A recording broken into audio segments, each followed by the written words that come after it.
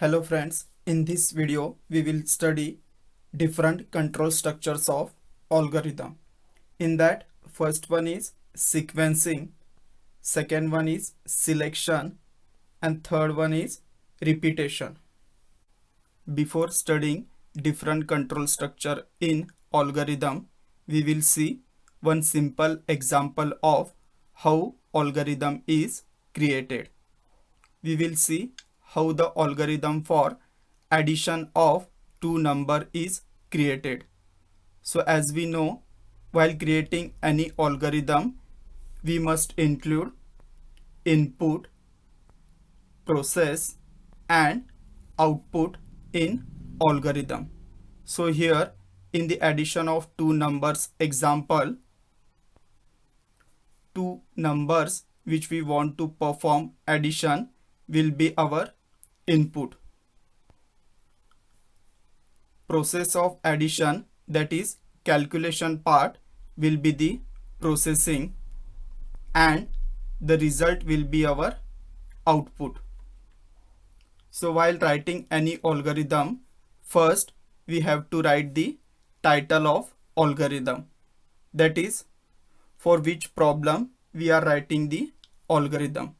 So in this case we are writing algorithm to find the addition of two numbers. So the title will be to compute addition of two numbers. So in this algorithm, the first step will be we have to take two numbers as input. That is, we have to read two numbers. This line is optional, that is read two numbers. So you can write this line in algorithm or you can skip this line. Suppose n is the first number and n2 is the second number, then the statement to read these two numbers will be read n1 comma n2. Now in second step we already know what the input is, that is n1 and n2 is our input.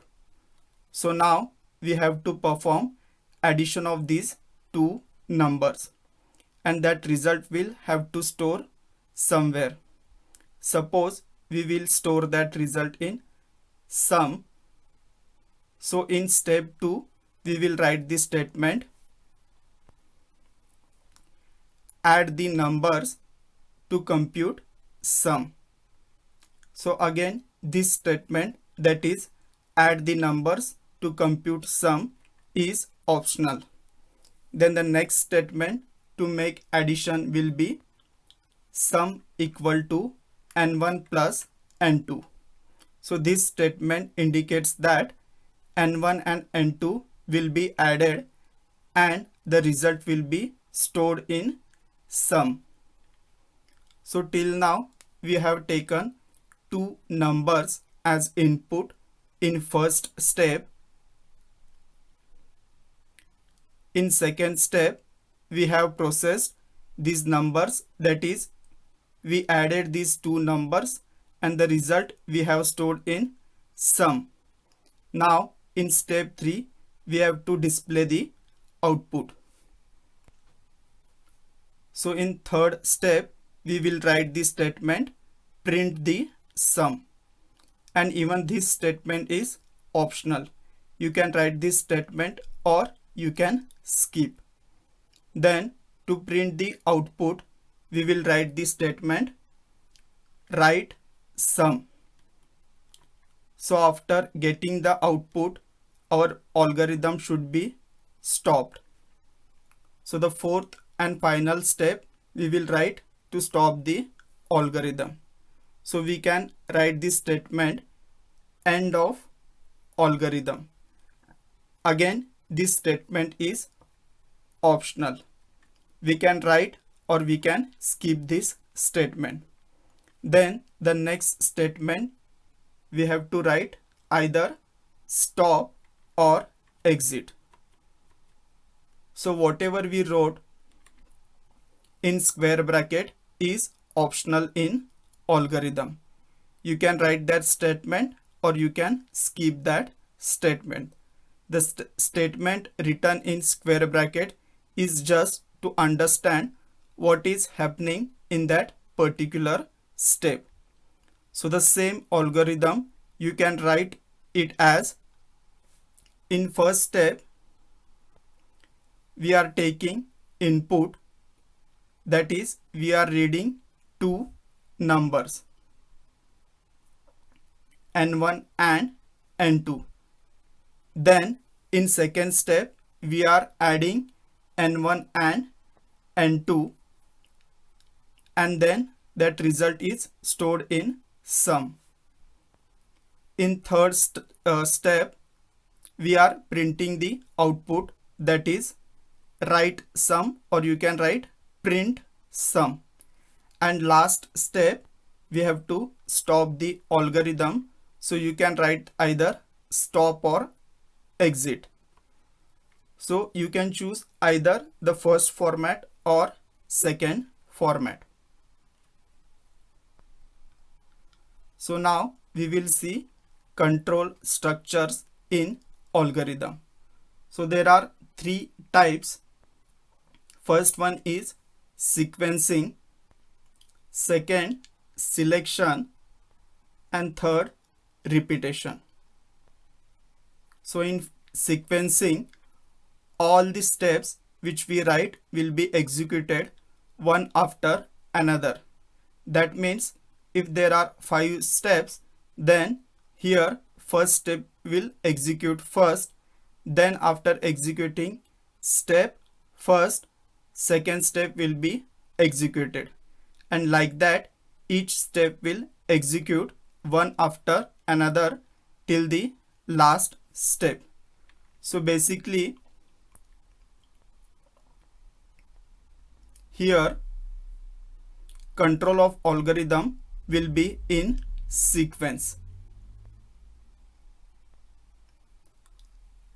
The second type is selection.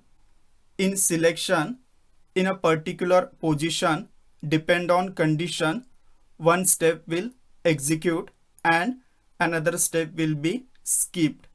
That means suppose if there is condition and depend on condition whether it is true or false, one step will execute and other step will not execute. So suppose after executing first step there is condition, depend on whether condition is true or false, step will execute.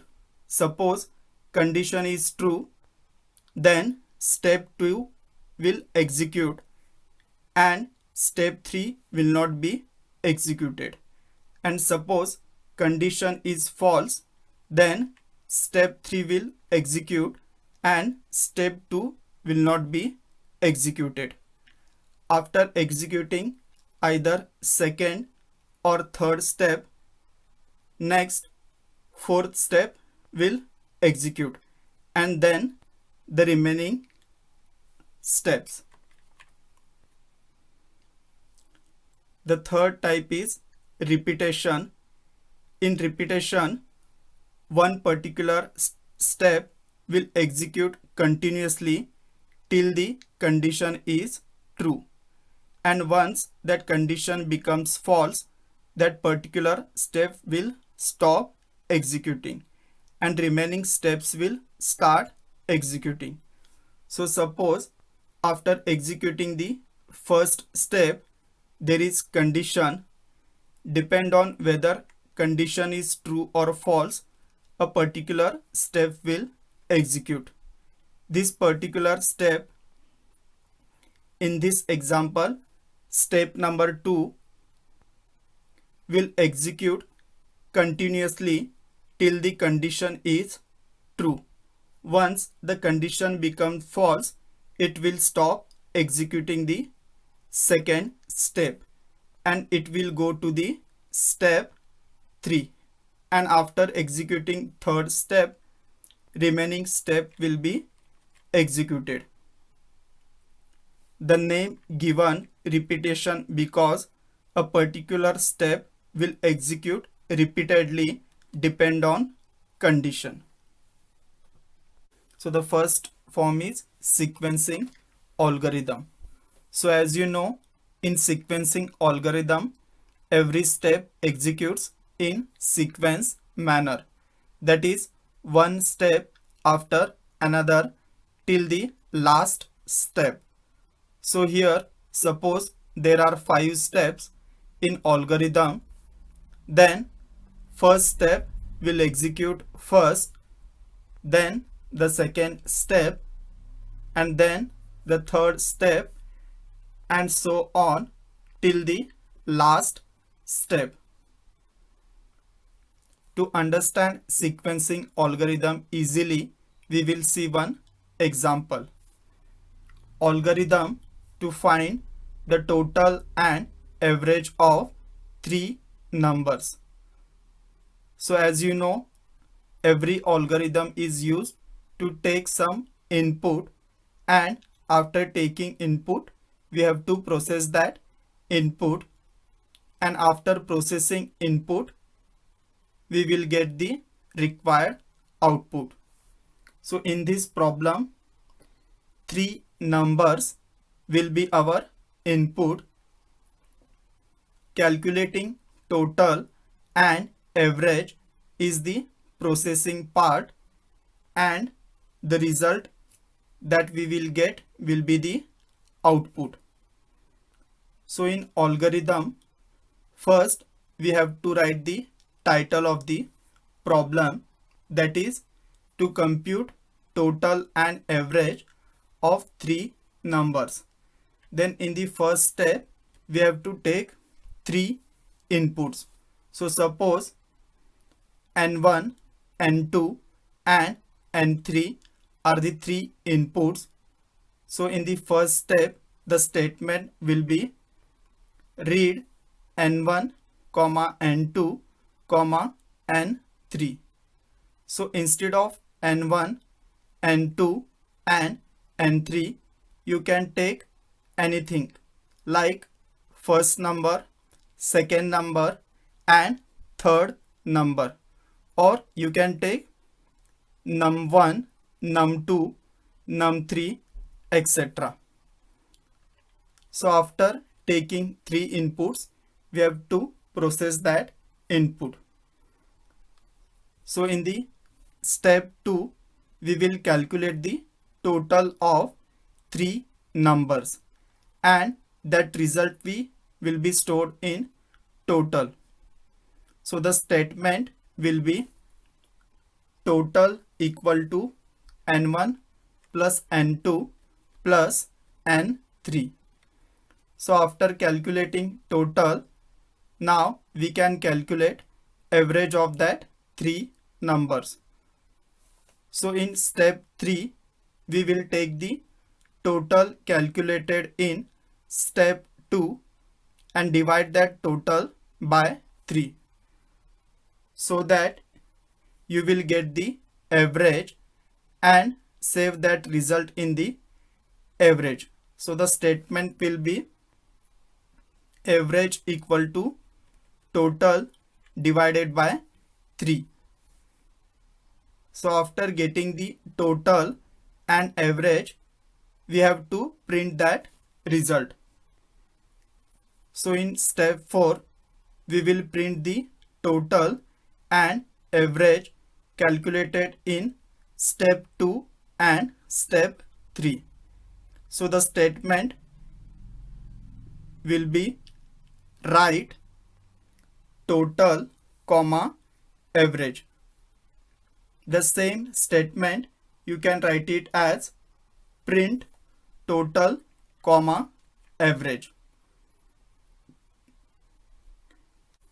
So after taking input in first step and processing that input in second and third step and printing the result in fourth step, we have to stop the algorithm.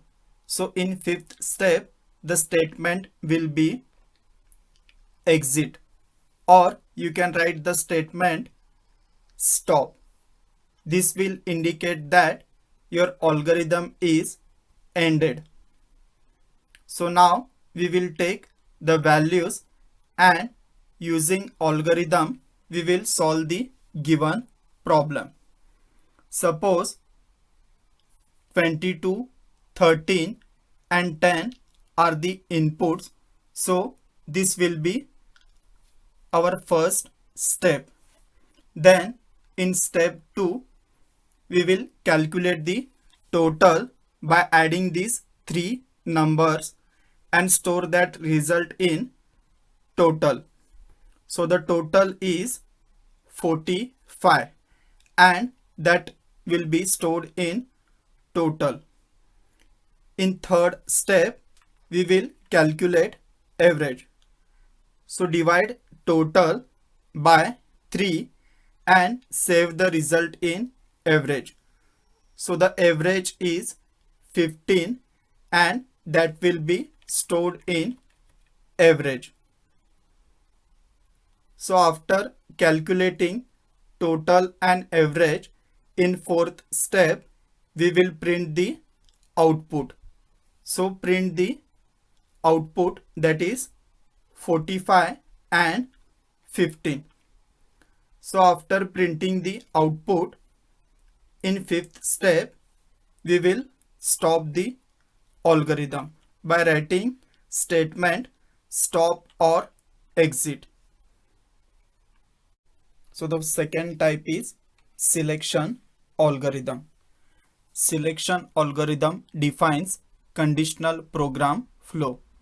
The path of execution is selected depending upon whether a condition is true or false. So in selection algorithm, the condition will be checked and depend on condition. If the condition is true, then the first statement will be executed and other statement will not execute. And if the condition is false, then second statement will be executed and first statement will not be executed. To understand easily, we will see one example. The given problem is to find the largest number between two numbers. So here we have to find which number is largest between two given numbers.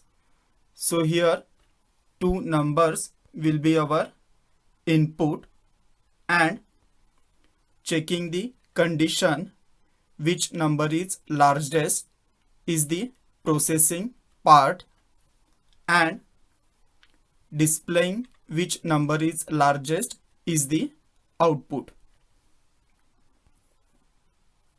So the title of algorithm will be to find largest number between two numbers. Then in first step we have to read two numbers. So the statement will be read n1, n2. So in step 2 we have to check whether number is largest. Here we will compare two numbers.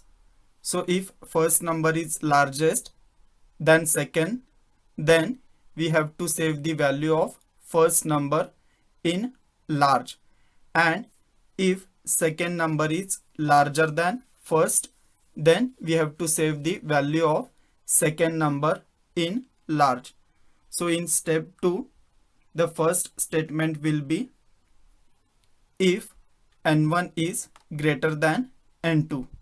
So here we are checking whether first number is larger than second number, and if this is true, then we will save the value of n1 in the large, that is large equal to n1.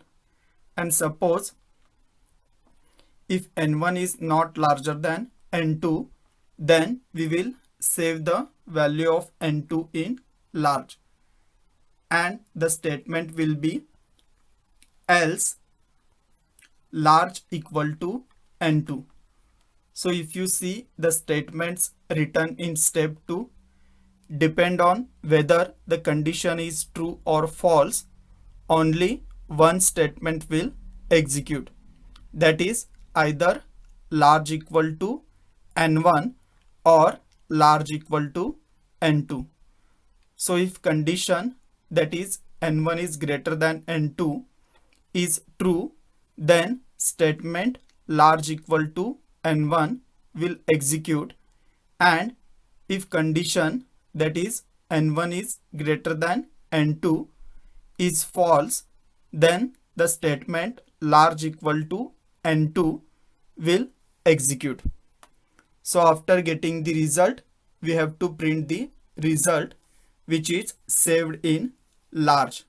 So in step 3, we will print the result, that is write large. So after reading the input in first step, we have checked which number is largest in step 2, and in step 3 we have displayed the largest number. So in step 4 we have to stop the algorithm and the statement will be exit. Now we will see the example by using the values and applying those values in algorithm.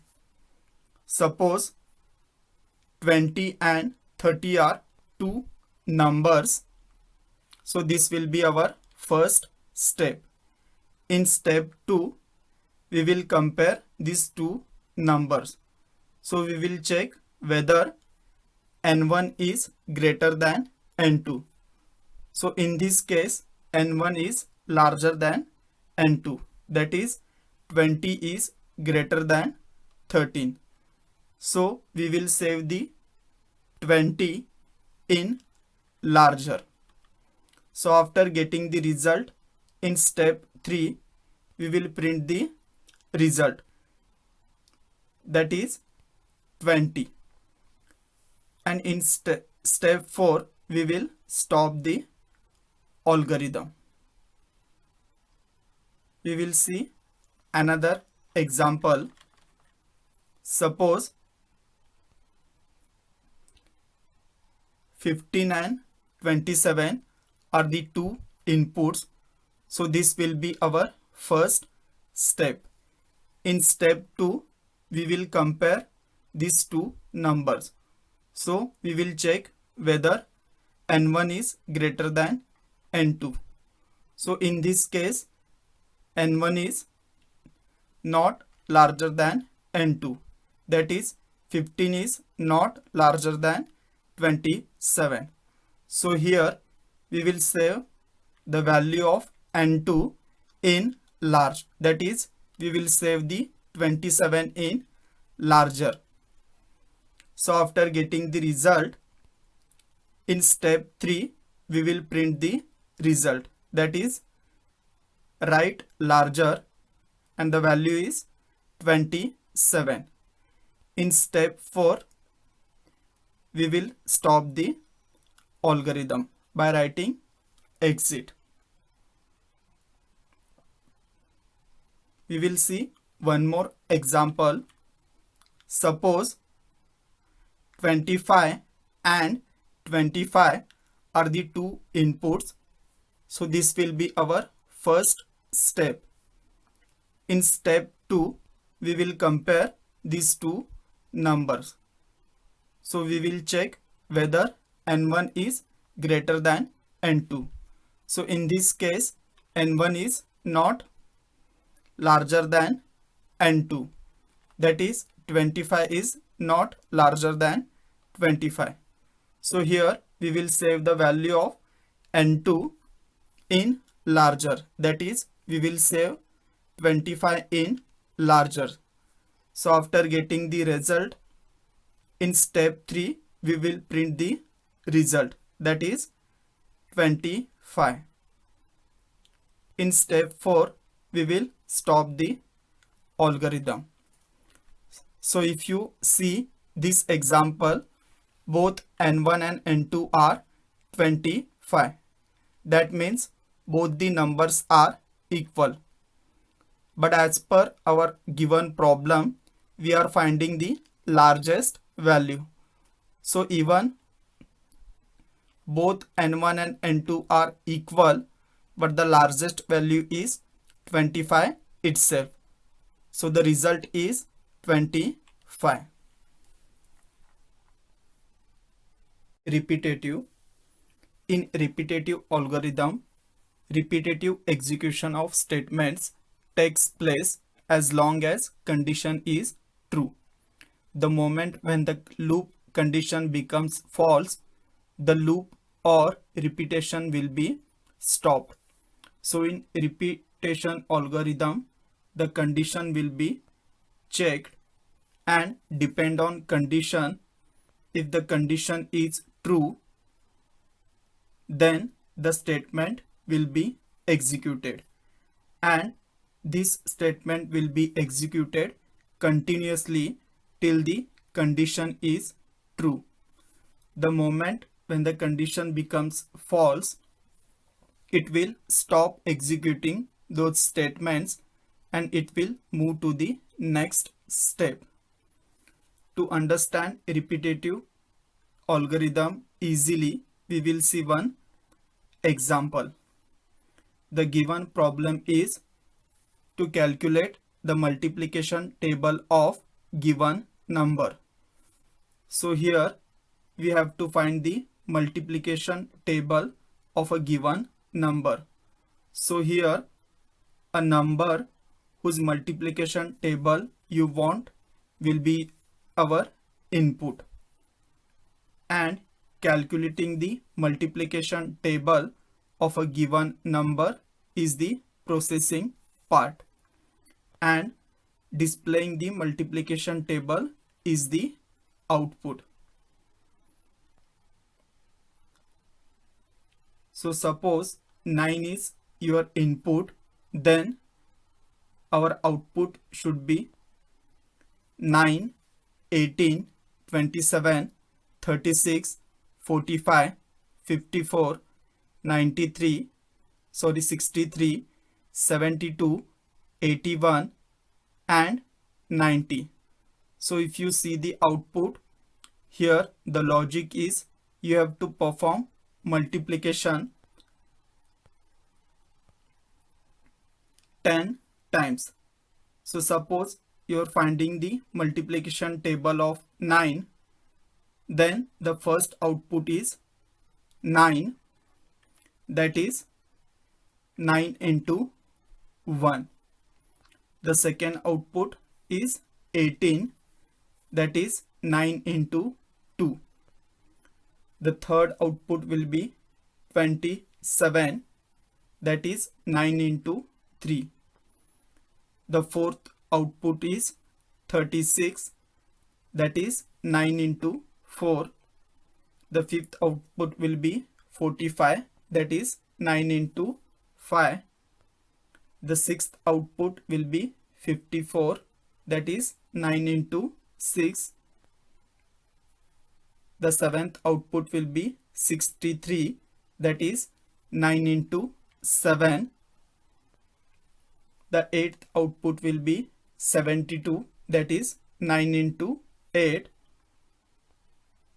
The ninth output will be 81, that is 9 into 9.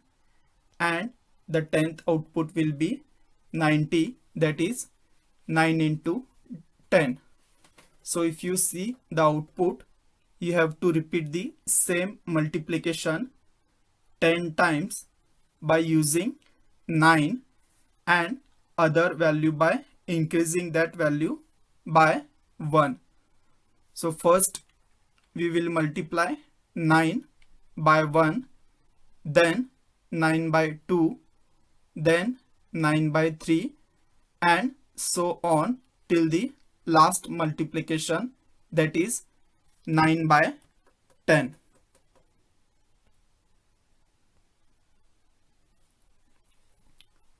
So the title of algorithm will be to calculate the multiplication table of a given number. So in first step, we will initialize the count by 1. That is count equal to 1. This count is used to multiply the given number, and after multiplying we will increase the value of count by 1 to perform next multiplication and so on. So basically we will increase the value of count by 1 10 times to get the required output. Then in second step we have to read a number. So the statement will be read n. So in step 3 we have to calculate multiplication. So we will multiply n by count and will store the result in multiplication. So the statement will be multiplication equal to n into count. So now we have got our first output, which is stored in multiplication. So in step 4 we can print that output by writing this statement write multiplication. In step 5 we will increment the value of count by 1. We are increasing value of count by 1 because we have to perform the next multiplication. So the statement will be count equal to count plus 1. So now the new value of count will be 2. In step 6 we will check the condition, that is whether count is less than or equal to 10. So the statement will be if count is less than or equal to 10. If this condition is true, then we will go to the step 3. So the statement will be go to step 3. If you see this statement, if the condition is true, then we are going again back to the third step. So basically we are repeating the previous steps again, which we have already executed. So in this case, if condition is true, then we will go back to the step 3 and we will start from step 3 again. So in step 3 the statement is multiplication equal to n into count. So now we will multiply n by count and the value of count is 2. So the result will be saved in multiplication, and next we will move to the step 4. So in step 4 we will print the value of multiplication. So after printing we will go to the step 5. So in step 5 we will increment the value of count by 1. Now the value of count becomes 3.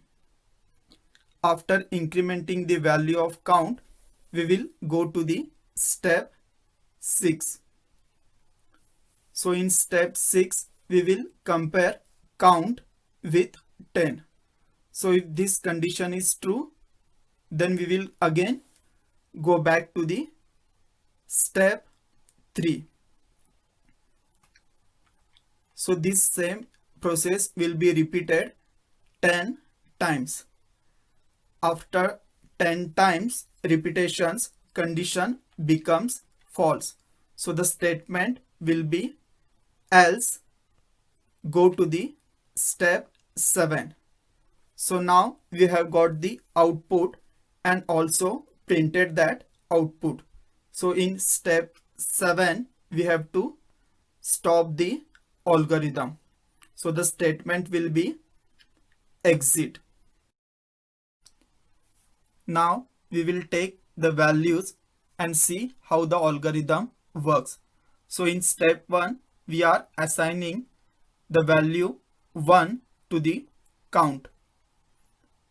In step 2, we will read the value of n. Suppose the value of n is 12. So in step 3, we will multiply n by count. So the value of n is 12 and the value of count is 1. So 12 into 1 is 12 and that result will be saved in multiplication. In step 4, we will print the result saved in multiplication. So we will print 12. In step 5, we will increment count by 1. So now count will become 2. In step 6, we will check whether count is less than or equal to 10. So in this case, count is 2 and 2 is less than or equal to 10, which is true. So if the condition is true, then we will go back to the step 3. So in step 3, we will multiply n by count. N is 12 and count is 2. So the answer is 24.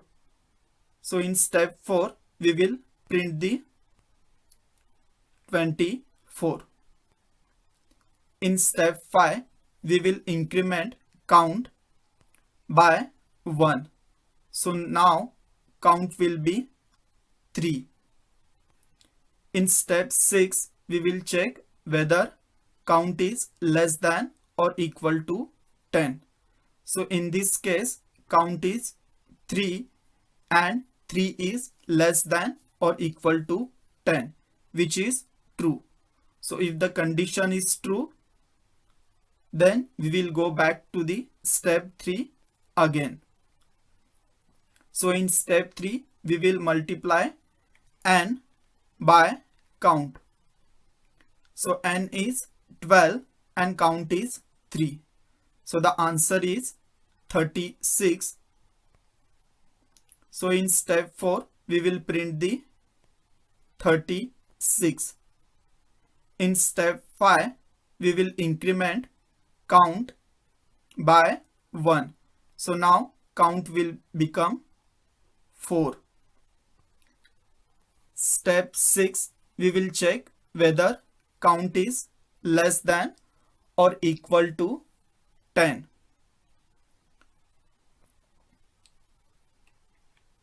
So if 4 is less than or equal to 10, which is true, so if the condition is true, then we will go back again to the step 3. So in step 3, we will multiply n into count. So 12 into 4 is 48. So in fourth step, we will print 48. So in step 5, we will increment count by 1. So now count will become 5. So in step 6, we will check whether count is less than or equal to 10. So we will check whether 5 is less than or equal to 10, which is true. So if the condition is true, then we will go back to the third step again. So in step 3, we will multiply n by count. N is 12 and count is 5. So the answer is 60. So in step 4, we will print the 60. Step 5, we will increment count by 1. So now the count will become 6. In step 6, we will check whether count is less than or equal to 10. So in this case, count is 6 and 6 is less than or equal to 10, which is true. So if the condition is true, then we will go back to the step 3. So in step 3, we will multiply n by count. N is 12 and count is 6. So the answer is 72. So in step 4, we will print the answer, that is 72. In step 5, we will increment count by 1. So now count will become 7. In step 6, we will check whether count is less than or equal to 10. So in this case, count is 7 and 7 is less than or equal to 10, which is true. So if the condition is true, then we will go back to the step 3 again. So in step 3, we will multiply n by count. So n is 12 and count is 7. So the answer is 84. So in step 4, we will print 84. So in step 5, we will increment count by 1. So now count will become 8. In step 6, we will check whether count is less than or equal to 10.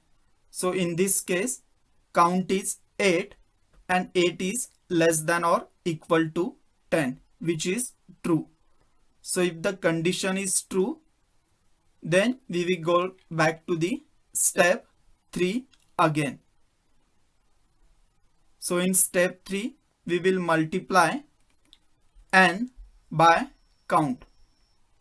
So n is 12 and count is 8. So the answer is 96.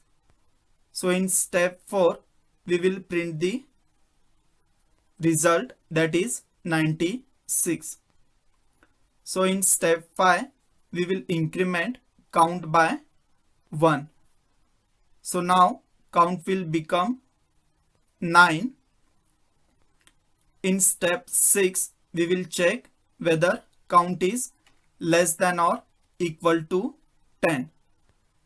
So in this case, count is 9 and 9 is less than or equal to 10, which is true. So if the condition is true, then we will go back to the step 3. So in step 3, we will multiply count by n, and n is 12 and count is 9. So the new answer of multiplication is 108. So in step 4, we will print the answer, that is 108. In step 5, we will increment count by 1. So now count will become 10. In step 6, we will check whether count is less than or equal to 10. So in this case, count is 10 and 10 is less than or equal to 10, which is true. So if the condition is true, then we'll go back to the step 3 again. So in step 3, we will multiply n by count. N is 12 and count is 10. So the answer is 120. So in step 4, we will print the result, that is 120. In step 5, we will increment count by 1. So now the count will become 11.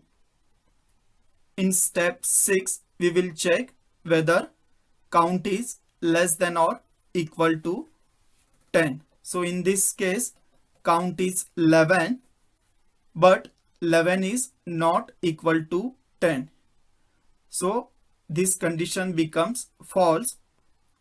So if the condition is false, then we will go back to the else part, that is go to the step 7. So the step 7 is exit, and we will stop here. So here our algorithms ends.